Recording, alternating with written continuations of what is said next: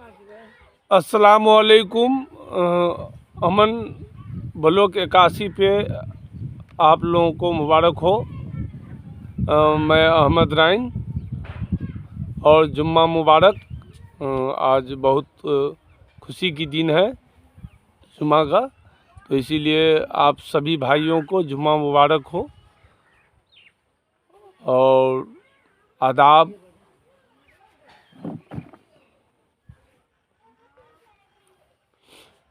तो भाइयों, आज मेरा वीडियो बनाने का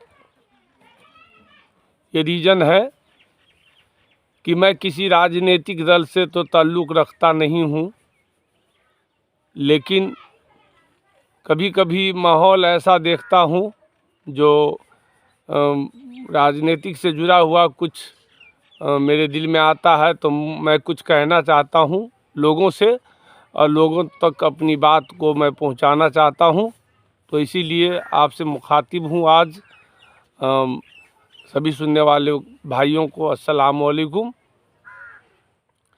तो भाइयों, मेरा कहना आज ये है कि आज का टॉपिक ही समझिए कि आज एक किसी राजनीतिक दल, तो मैं कहता हूँ कि राजनीतिक दल तो है, ये झूठा नहीं है, लेकिन मैं एक इंसान का चर्चा करने जा रहा हूँ।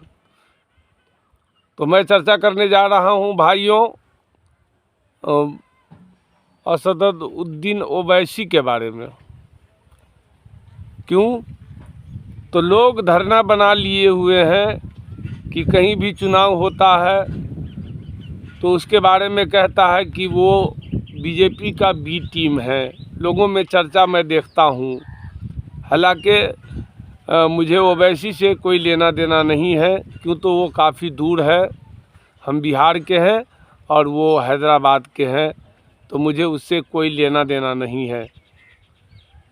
लेकिन फिर भी कई दिनों से मेरे दिल में चल रहा था कि मैं उस पे एक वीडियो बनाऊं, और जो मेरे मन में है कोई सहमत होगा, कोई सहमत नहीं भी होगा, तो फिर भी मैं सोचा हूं कि नहीं, अपने जो दिल में है वो मैं लोगों तक पहुंचाऊं।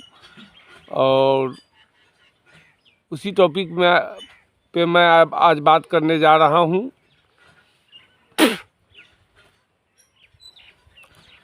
तो मेरा कहना ये है भाइयों कि आज देश का माहौल देख रहे हैं कि किस तरह का माहौल है। अगर सरकार को कोई बिल पास करवाना हो तो ये देश के आज़ादी के बाद का ये पहला दिन है और पहला समय है जो 150 के करीब विपक्षी दलों के जो सांसद है, जब भी कोई संसद में कोई बिल पेश होता है तो राय ली जाती है दोनों तरफ से। दोनों तरफ की सहमति से कोई भी बिल देश के लिए पास होता है। ये सदियों से होता आ रहा है और सदियों तक होता रहेगा। लेकिन ये देश का दुर्भाग्य समझिए कि अभी संसद से 150 सांसद को निष्कासित कर दिया गया है, कुछ अपनी बिल पेश करने के लिए। जो सत्ता में सरकार है वो मनमानी करके और अपनी जो है सो बिल पास कराने के लिए विपक्षी दलों के सारे नेताओं को, जो सांसद है, जो राज्यसभा का हो या लोकसभा का सांसद हो, दोनों में से चुन चुन करके कि कौन विरोध कर रहा है हमारे बिल को, उस सभी सांसद को जो है सो निष्कासित कर दिया गया है संसद से। और जो देश का सरकार है वो अपना मनमर्जी से जो मर्जी हो वो बिल पास कर रहा है और पास करवा भी लिया है। तो मेरा कहना ये है दोस्तों कि मैं हर वीडियो में कहता हूँ कि मैं कोई जर्नलिस्ट नहीं हूँ और न मेरे पास कोई जानकारी ज़्यादा रहता है, और मेरे नज़र से जो गुज़रता है उसी बात को मैं एक मुद्दा बना के आप लोगों तक पहुंचाना चाहता हूं। और पहुंचाना इसलिए चाहता हूं कि आज का दौर ऐसा हो गया है कि जो सत्ता में बैठी हुई है सरकार, उसके खिलाफ़ अगर कुछ भी बोल दे तो उस पे बहुत भारी कार्रवाई होता है। तो इसीलिए सोशल मीडिया हो या इलेक्ट्रॉनिक मीडिया हो, सब जो है सो दबे ज़ुबान में अपनी बात कहते हैं। तो मैं तो कोई बड़ा यूट्यूबर नहीं हूँ कि मैं सबको पहुँचाऊँगा। जहाँ तक मेरा वीडियो जाता है वहीं तक की बात मैं करता हूँ। तो भाइयों, मेरा कहना ये है कि बहुत मुस्लिम भाइयों के दिल और दिमाग में है कि ओवैसी साहब बीजेपी के बी टीम है और वो बीजेपी के ही लिए मौका तलाशते हैं कि वो उसकी जीत हो और दूसरे दल का हार हो जाए। तो मैं उन भाइयों से कहना चाहता हूँ कि ये सरासर गलत है। हर आदमी अपना ज़मीन टटोलता है, हर आदमी अपना ज़मीन बनाना चाहता है। जैसे बिजनेस है तो हर आदमी चाहता है कि मैं बहुत बड़ा बिजनेसमैन बनूं और देश के कोने कोने तक अपने बिजनेस को बढ़ाऊं। तो राजनीतिक भी उसी तरह का चीज़ है। तो मैं ख़ास करके उन भाइयों को कहना चाहता हूं जो ओवैसी साहब पे कटाक्ष करते हैं कि वो बीजेपी के बी टीम हैं। तो मैं आपसे कहना चाहता हूं कि देश को आज़ाद हुए 75 साल हो गए। कौन सा सरकार मुसलमान के लिए बहुत बड़ा काम किया है? सबसे ज़्यादा दिन तक सत्ता में कांग्रेस रहे हैं, लेकिन मुसलमान के लिए कुछ नहीं किया है। वो जैसे आम आदमी है उसी नज़र से मुसलमान को भी देखते हैं और जगह जगह मुसलमान के साथ दुर्व्यवहार होता है, मॉब लिंचिंग का घटना होता है या अन्य तरह से जो है सो मुसलमानों को प्रताड़ित किया जाता है। तो मैं ज़्यादा तारीफ़ नहीं करूँगा किसी का, क्यों मुझे कोई किसी राजनीतिक दल से कोई लगाव नहीं है, कोई लेना देना नहीं है, न मैं इतना बड़ा आदमी हूँ जो किसी राजनीतिक से जुड़ूँ। मैं एक छोटा सा गांव का रहने वाला हूँ। तो समाचार पत्रों से मेरा लेना देना है। मैं सोशल मीडिया पे हमेशा एक्टिव रहता हूँ। तो उसी के द्वारा जो भी जानकारी मेरे पास आता है तो उसको मैं इकट्ठा करता हूँ और फिर मैं अपने मन की बात करने के लिए ही यूट्यूब चैनल खोला हूँ और मेरे यूट्यूब चैनल का नाम है अमन ब्लॉग 81।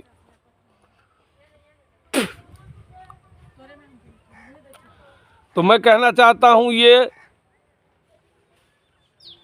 कि इस भारत में एक ही शख्स है, उसका नाम है ओवैसी। जहाँ भी मजलूमों को दबाया जाता है, चाहे वो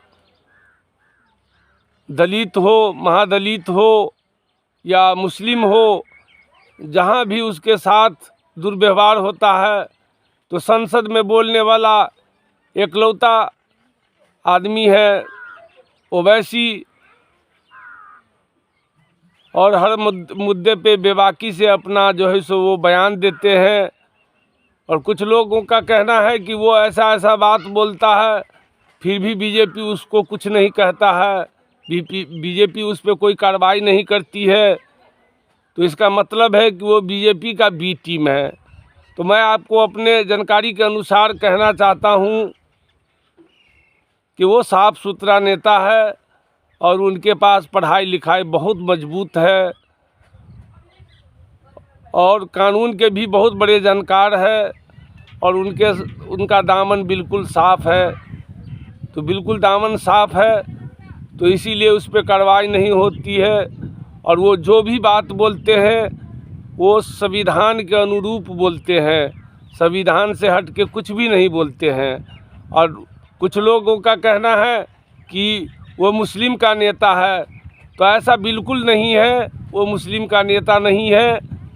संविधान में जिस आदमी को जितना हक दिया गया है वो संविधान के हिसाब से बोलते हैं, वो संविधान के अनुसार बोलते हैं। संविधान से हट के कुछ भी नहीं बोलते हैं।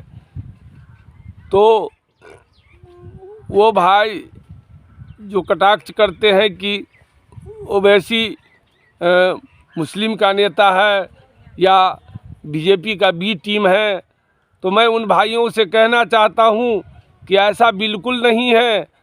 आपके मन में एक दूसरे आदमी भूसा भर दिया है कि ओवैसी बी टीम है या ए टीम है, ऐसा बिल्कुल नहीं है। बस उसको साथ देने वाला कोई नहीं है।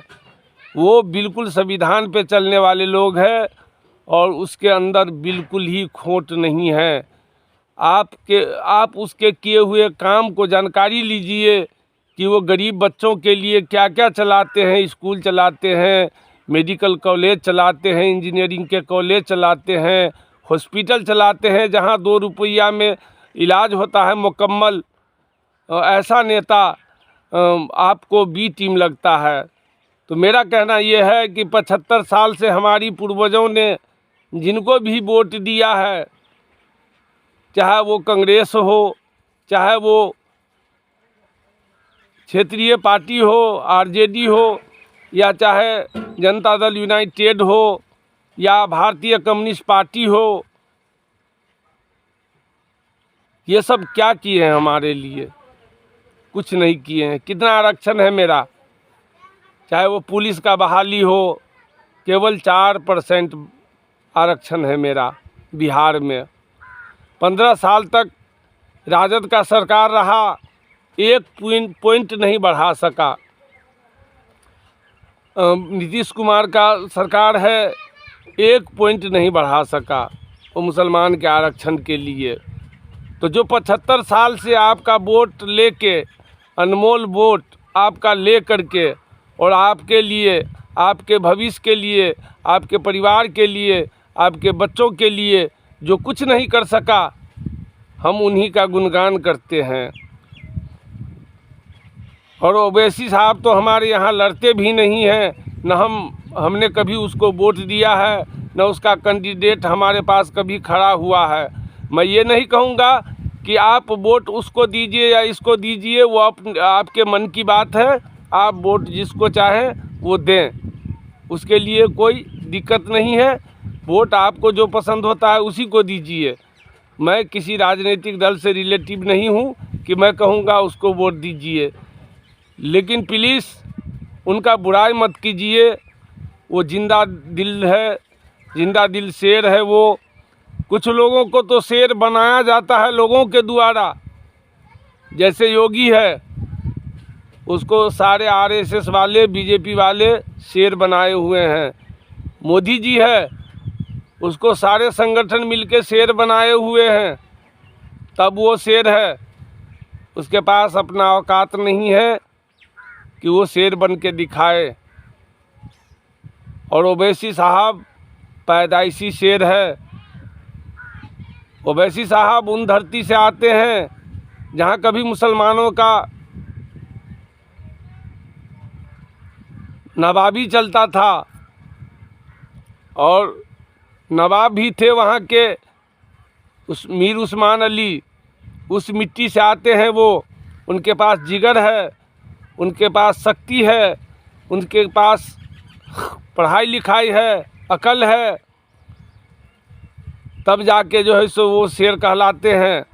और मैं आपको बता दूं कि आज भी दलित पे या मुसलमान पे कभी भी, कहीं भी, देश के कोने कोने में कहीं भी लिंचिंग होता है तो पहला आवाज़ उठाने वाला हमारा शेर ओवैसी साहब है, और उसको हम भला बुरा कहते हैं। अभी वोट नहीं है, इससे पहले तेलंगाना में वोट था, तो मैं उसी समय वीडियो बनाना चाहता था, लेकिन मैं सोचा कि नहीं, अभी चुनाव है, अभी हम वीडियो नहीं बनाएंगे, वोट ख़त्म होने देते हैं, उसके बाद वीडियो बनाएंगे। तो अभी वोट बिल्कुल किसी जगह नहीं है, और 2024 में लोकसभा का चुनाव है। तो मेरा कहना ये है कि आप अपने नज़र को खोलिए, अपने दिमाग को खोलिए कि अभी इंडिया गठबंधन बना है, इंडिया गठबंधन बना है जहां 25 करोड़ जनसंख्या मुसलमान का है, उसमें ओबीसी को शामिल क्यों नहीं किया गया है परवाह किसी को मुस्लिम के वोट का?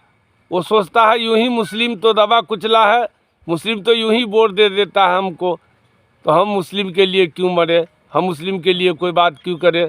अभी तेलंगाना में कांग्रेस की सरकार बनी है, बता दीजिए कि एक भी मुस्लिम मंत्री बनाया गया है? बिल्कुल नहीं बनाया गया है। तो हम कांग्रेस का ढिंढोरा पीटते हैं, आरजेडी का ढिंढोरा पीटते हैं या नीतीश का ढिंढोरा पीटते हैं, हर शासन में कुछ न कुछ दुर्व्यवहार होता ही है। तो मेरे लिए केवल बीजेपी ही नहीं, कोई पार्टी हमें आगे बढ़ाने का कोशिश नहीं करता है, और जो पार्टी हमें आगे बढ़ाने का कोशिश करता है, हमें ज्ञान देता है कि अपने हक अधिकार के लिए लड़ो, तो हम उनको दोगला कहते हैं, हम उसको बीजेपी का बी टीम कहते हैं। तो आप बताइए, तेलंगाना में अभी चुनाव हुआ है, 9 सीट पे विधानसभा में वो चुनाव लड़ा है, 7 सीट उसके कब्जे में आया है। वहाँ बीजेपी भी लड़ी है, कांग्रेस भी लड़ी है, बीएसआर भी लड़ी है, सब लड़ी है अपनी अपनी ताकत से, लेकिन 9 में से 7 सीट जीता है ओवैसी साहब ने। अभी बिहार में चुनाव हुआ था 2 साल पहले, 3 साल पहले, तो किशनगंज से उसका 5 विधानसभा का सदस्य चुने गए, लेकिन वो लोग भी दोगला निकल गया और किसी और पार्टी में जा कर के अपना स्थान ग्रहण कर लिया, केवल लोभ के लिए, केवल लालच के लिए कि सत्ता में जो सरकार है उसके साथ हम मिल जाएंगे तो हमारे बाल बच्चे के लिए भविष्य उज्जवल हो जाएगा। इसीलिए वो जा कर के किसी अदर पार्टी में ज्वाइन हो गए हैं। तो मैं सभी भाइयों से कहना चाहता हूँ कि कुछ लोगों को 10 आदमी मिल के शेर बनाते हैं और कोई पैदाइशी शेर होता है। तो ओवैसी साहब पैदाइशी शेर है, और हमारे दिल में ज़रा सा भी डाउट नहीं होना चाहिए कि वो किसी का टीम है या वो किसी पार्टी को जीत हार कराने के लिए वो खड़ा होते हैं मैदान में। तो मेरा कहना है कि जिस पार्टी के पास एक सांसद नहीं है, जिस पार्टी के पास 5 विधानसभा का सदस्य नहीं है, उस पार्टी को इंडिया गठबंधन में शामिल किया गया है, ओवैसी को क्यों नहीं किया गया है? क्या ओवैसी इस देश के लोग नहीं हैं? इस देश में हमें संविधान इजाज़त देती है कि हम कहीं भी चुनाव लड़ सकते हैं, कहीं भी चुनाव जीत सकते हैं। तो ऐसे माहौल में उस इंडिया गठबंधन में ओवैसी साहब को जगह नहीं मिली है, तो आप उसको दोगला कैसे कहते हैं? आप उस पर कटाक्ष कैसे करते हैं? ना आप वोट दिए हैं कभी, न उससे कभी आपको पाला पड़ा है, तो फिर आप दोगला उसको क्यों कहते हैं? मैं सभी भाइयों से कहना चाहता हूं कि जो भी पार्टी है, अभी उत्तर प्रदेश का हाल देख लीजिए। एक अकबरपुर है लखनऊ में, वहाँ 50,000 आदमियों का घर तोड़ा जा रहा है। 50,000 आदमियों का घर तोड़ा जा रहा है। अब अंदाज़ा कीजिए, न उनको कोई मुआवजा दे रही है सरकार, न बसने का कोई जगह दे रहा है। कभी ये हादसा आपके साथ भी हो सकता है। उस सरकार का आप गुणगान करते हैं, और जो हमारे लिए लड़ता है, मुखर होकर के संसद में बोलता है, उसको हम बी टीम कहते हैं या दोगला से सम्मानित करते हैं। ये बिल्कुल गलत है। बिल्कुल कटाक्ष नहीं कीजिए उस पर। आप वोट जिसको दीजिए, आप आज़ाद है। हमारा देश, हमारा संविधान आज़ादी दी है लोगों को अपने मत का प्रयोग करने के लिए। तो आप किसी में बंधे मत रहिए। न मैं आपसे कोई गुजारिश करूंगा कि उनको वोट दीजिए। बस मैं ये कहना चाहता हूँ आपसे कि जो भी कटाक्ष करते हैं वो थोड़ा सोचे कि 70 साल से हमारे पूर्वजों ने जिसको वोट दिया वो हमारे लिए क्या किया है। अभी यूपी में ले लीजिए, यूपी का भी एक शेर है आजम खान, उसका क्या हालत बना दिया है, उसका क्या हालत बना दिया है। और उसके लिए उसका जो मुखिया है कितना दिन आंदोलन किया है, कितना दिन आंदोलन किया है, कितना दिन टिप्पणी किया है।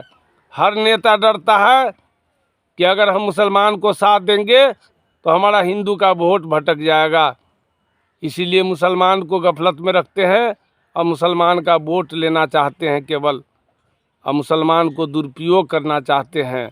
कोई भी नेता मुसलमान, अभी बीएसपी मायावती का पार्टी में एक दानिश अली सांसद है, उसको भरी लोकसभा में जलील किया गया बीजेपी नेताओं के द्वारा।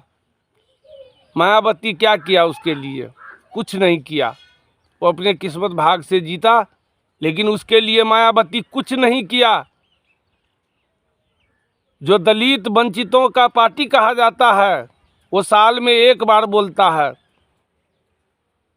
वो साल में केवल एक ही बार बोलता है।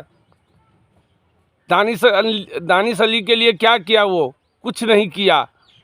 और एक मुस्लिम सांसद को भरी संसद में जलील किया गया, लेकिन मायावती उस पर कोई टिप्पणी नहीं किया। तो इससे आप अंदाज़ा लगा सकते हैं कि आजम खान जैसा शेर, मुख्तार अंसारी जैसा शेर, उस सबको दबा के रखा है। आप दूसरे के लिए चुनाव में लड़ लेते हैं, झगड़ लेते हैं, जबकि आपको वो विधायक, वो सांसद आपको कभी पूछता भी नहीं है। उसके लिए आप लड़ना झगड़ना सीखे हैं, लेकिन उनके लिए आवाज़ नहीं उठाते हैं जो वो आपके लिए आवाज़ उठाता है। आजम खान यूपी के शेर हैं, लेकिन आज उसको किस किस तरह से प्रताड़ित किया जाता है। हजारों आदमी ऐसा है जो डुप्लीकेट जन्म प्रमाण पत्र लेकर के इस देश में नौकरी करते हैं। हजारों आदमी ऐसा है जो डुप्लीकेट सर्टिफिकेट पे नौकरी करते हैं, उस पर कोई कार्रवाई नहीं होती है। लेकिन आजम खान के बेटा के जन्म प्रमाण पत्र में किसी तरह का कोई दिक्कत हो गया तो उसका विधानसभा का सदस्यता रद्द कर दी गई, उनके सारे परिवार को जेल में डाल दिया। जबकि वो इतना बड़ा यूनिवर्सिटी खोले हुए हैं, जौहर यूनिवर्सिटी, जहाँ लाखों वंचितों का बच्चा पढ़ता है, जहाँ लाखों बच्चा गरीबों का बच्चा का सपना साकार होने वाला यूनिवर्सिटी है। उस यूनिवर्सिटी को बंद कराने के लिए यूपी का सरकार क्या क्या नहीं करती है, क्या क्या नहीं करती है। कभी भैंस चोरी का इल्ज़ाम लगाती है, कभी बकरी चोरी का इल्ज़ाम लगाती है। तो आपको सोचना पड़ेगा और समझना पड़ेगा कि हम जो चार लोग में शेर कहलाते हैं ये झूठा है बिल्कुल। असल शेर तो वो लोग हैं, मुख्तार अंसारी, आजम खान, ओवैसी साहब, और उसको हम दरकिनार करते हैं। एक आजम खान के चक्कर में अखिलेश यादव लाखों करोड़ों मुस्लिम का वोट बटोर लेता है, लेकिन आजम खान के लिए कभी प्रदर्शन करते हुए नहीं देखा है। आजम खान के लिए कोई स्टेटमेंट देते हुए नहीं देखा है। कभी मीडिया के सामने खुलेआम उसका सपोर्ट नहीं किया जाता है। तो कौन आपके लिए भला करने वाला है? कोई आपको भला करने वाला नहीं है। आप खुद जागरूक रहिए, आप खुद अक्लमंद बनिए, खुद सोचिए। कोई किसी का बी टीम नहीं है। अपना हक और अधिकार के लिए हर आदमी को हमारा संविधान, बाबा भीमराव अंबेडकर का लिखा हुआ संविधान हमको ये राइट देती है कि हम जिसको चाहे चुने, और उसी के तहत ओवैसी साहब भी चाहते हैं कि जहां लोग आज भी वंचित है वहां जाके मैं अपना चुनाव लड़ूं, वहां से कुछ लोगों को जिताऊं, वहां के लोगों के बदहाली को दूर करूं। इसीलिए ओवैसी साहब चुनाव लड़ते हैं और चुनाव लड़वाते हैं, और कभी वो केवल मुस्लिम का बात नहीं करते हैं। दबे कुचले जितने भी जाति के लोग हैं मुखर होकर के उसके लिए आवाज़ उठाते हैं, चाहे वो संसद हो या जहाँ भी हो, वो कहीं भी झुकने वाले लोग नहीं हैं। और जब तक अल्लाह नहीं चाहेगा उसको कोई झुका नहीं सकता है। तो आप सभी भाइयों से मैं गुजारिश करता हूँ कि आप अपना वोट किसी को भी दीजिए, लेकिन प्लीज़ ओवैसी साहब को दोगला और बी टीम नहीं कहिए, और दुआ कीजिए कि अल्लाह उसको यूं ही तंदुरुस्त रखे और हमारे हक और अधिकार के लिए वो यूं ही लड़ते रहे। आज़म खान जैसे लोग जिंदा रहे, ज़िंदगी दे अल्लाह उसको, और वो हमारे लिए लड़ते रहे। ये हमारे लिए बहुत फ़ख्र की बात है कि इतना बड़ा भारत में यही कुछ लोग हैं, गिने चुने 2-3 लोग, जो हमारे लिए लड़ते हैं, हमारे हक की बात करते हैं, हमें आगे बढ़ाने की बात करते हैं। और हम जो 75 साल से जिसको वोट देते आए हैं वो हमारे लिए कौड़ी कुछ नहीं किया है, कुछ नहीं किया है। अभी हमने देखा है राजस्थान में कांग्रेस का सरकार होते हुए वहाँ कई मुस्लिमों पे मॉब लिंचिंग का घटना घटा है। कांग्रेस सरकार क्या किया है? कुछ नहीं किया है, कुछ नहीं। अशोक गहलोत तो एक स्टेटमेंट भी नहीं दिए मीडिया के सामने आकर के कि मुसलमानों के साथ इतना ज़्यादती हो रहा है, जुल्म हो रहा है। तो क्यों हो रहा है? उसका सत्ता है, सत्ता था, लेकिन वो फिर भी कुछ नहीं बोले। क्यों? तो जितना भी नेता है वो सोचता है कि अगर हम मुसलमान का पक्ष अगर खुल के लेंगे तो हमारा हिंदू वोट खसक जाएगा, मुसलमान जाएगा तो जाएगा कहाँ? मजबूरी है मुसलमान के पास कि मुसलमान वोट तो हम ही को देगा। तो इसीलिए जागिए, जागने का समय है, जागिए। वोट जहाँ इच्छा हो आप वोट दीजिए, हमें किसी पार्टी से लगाव नहीं है। कोई भी पार्टी आएगा हमारा कुछ बिगाड़ नहीं सकता है, किसी का भी सरकार आएगा हमारा कुछ बिगाड़ नहीं सकता है। कुछ दिनों के लिए दबा ज़रूर सकता है, लेकिन हमें कुछ बिगाड़ नहीं सकता है। ये ज़िंदगी अल्लाह का देन है। अल्लाह जब चाहेगा तो हमें ले जाएगा, हमें मजबूर कर देगा, हमें जलील करेगा वही करेगा, या इज्जत देगा तो वही देगा। तो हम सभी भाइयों से कहना चाहते हैं कि ओवैसी पैदाइशी शेर है, उसे किसी की खौफ नहीं है, उसे किसी की डर नहीं है। वो बेबाकी से अपना बात को रखते हैं, हमारे लिए, आपके लिए, दलित के लिए, वंचितों के लिए। वो मुखर होकर के संसद हो या सड़क हो, जहाँ भी देखिए उसका भाषण वो खोल के बोलते हैं और सीना ठोक के बोलते हैं। इसीलिए मैं सभी भाइयों से गुजारिश करना चाहता हूँ कि अपने मन से इस तरह का भावना को हटाएं और वोट जहाँ मर्जी दीजिए। प्लीज़ विरोध नहीं कीजिए, टिप्पणी नहीं कीजिए कि वो बीजेपी का बी टीम है या बीजेपी का ए टीम है या बीजेपी को जिताने के लिए वो चुनाव लड़ रहे हैं। ऐसा बिल्कुल नहीं है।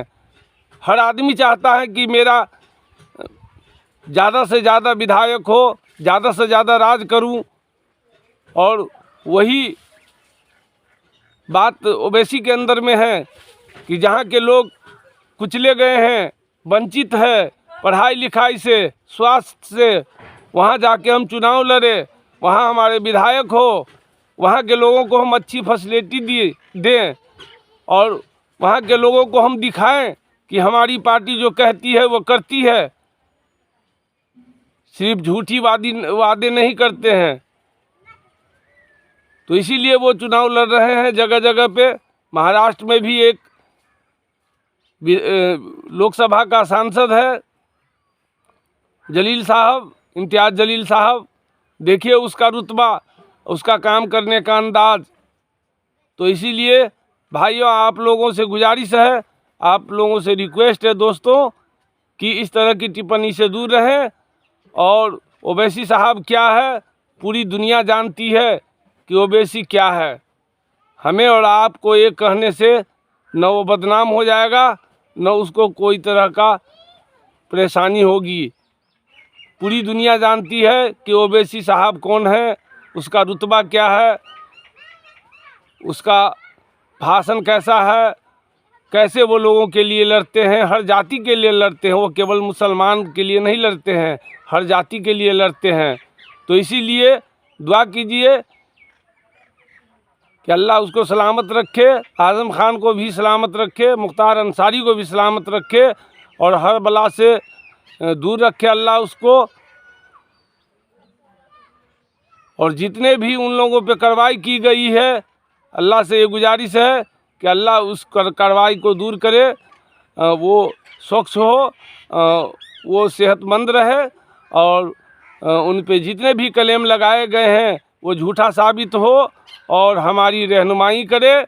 बस इसी बात के साथ मैं अपना बात ख़त्म करता हूँ। और जिन भाइयों को मेरे बातों से दिक्कत हो उससे मैं माफ़ी चाहता हूँ, कि तो मैं उतना जानकार नहीं हूँ, लेकिन मैं कहने के लिए बहुत कुछ कहा हूँ, तो छोटा भाई समझ के मुझे माफ़ कर देना। अस्सलामु अलैकुम, खुदा हाफिज़।